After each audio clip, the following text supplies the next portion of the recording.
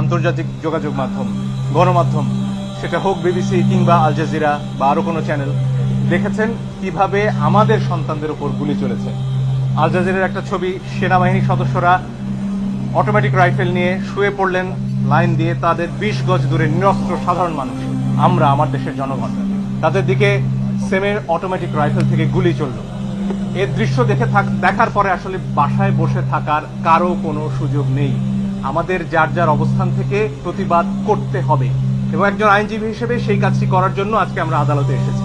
আমরা আদালতে বলেছি নিরস্ত্র প্রতিবাদকারীদের উপরে গুলি চলতে পারে না, যেটিকে ইংরেজিতে লাইভ রাউন্ড বলা হয়, সেটি করার কোনো সুযোগ নেই। আর অনেক ভিডিও আপনারা দেখেছেন, একটি কিশোর 4 তলা একটা নির্মাণাধীন ভবন থেকে সে ঝুলে রয়েছে, তার কিচ্ছু করার উপায় নেই, ওই অবস্থায় তার উপর গুলি চলেছে অনেকবার। আপনারা দেখেছেন রিয়া গোপ তার বাবার কোলে গুলিবিদ্ধ হয়েছে, আরেক শিশু, সে তার চোখ দিয়ে গুলি ঢুকেছে, মাথার পেছন দিক দিয়ে বেরিয়ে গেছে। জিজ্ঞেস করুন সে কোথায় ছিল? তার বাসায়, ঘরের ভেতর, জানালা দিয়ে বাইরে তাকিয়েছিল, এই তার অপরাধ।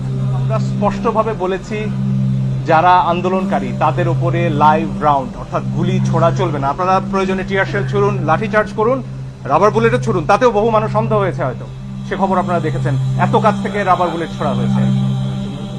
ফলে এই বিষয়গুলো সামনে আসতে হবে। আমার নিজের অভিজ্ঞতা আমি বলতে পারি, আমি ধানমন্ডিতে যখন হাঁটছিলাম আমার দিকে 2 রাউন্ড গুলি করা হয়েছে। তাদের পোশাক পরনে ছিল না, আমি জানি না তারা কারা পিস্তল থেকে গুলি হয়েছে, কারণ আমার হাতে ক্যামেরা ছিল, কোনো প্রমাণ তারা রাখবেন না। কিন্তু প্রমাণ ধ্বংস হয় না আজকের দুনিয়ায়, প্রমাণ পৌঁছে যায়।